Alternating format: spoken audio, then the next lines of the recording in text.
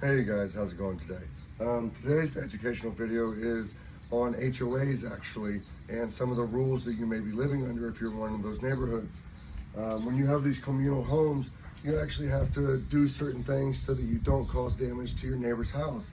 And I'm sure a lot of you have had to deal with this in the past, and you know exactly what I'm talking about.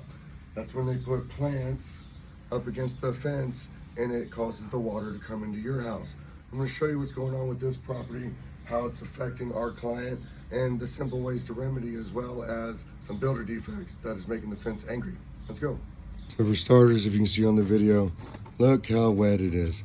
We even have some calcium buildup, other mineral deposits, all of this all over our client's side.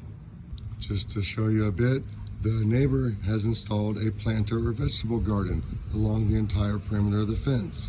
And you can see that it apparently gets wet enough over here from all that drainage, it's even soaking and wicking up the wood here.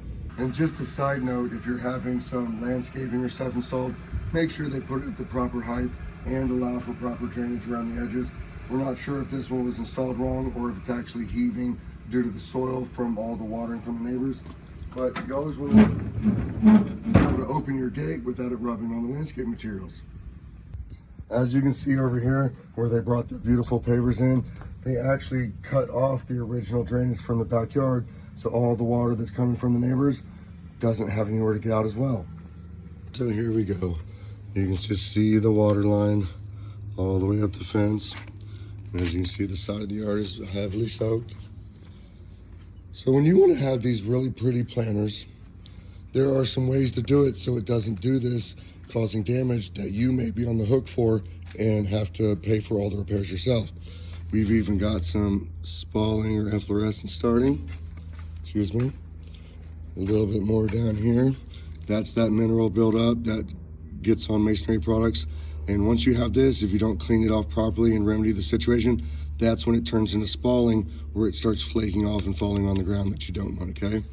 And then there's a big old section where it's leaking through. When you have planters or something you want to install against your fencing, that's nice, it's pretty, it can do its things. But those CCRs that you sign actually state that you're not going to put grass within 3 feet of a fence, plants and bushes within 3 to 5 feet, and trees as well with 10 to 15.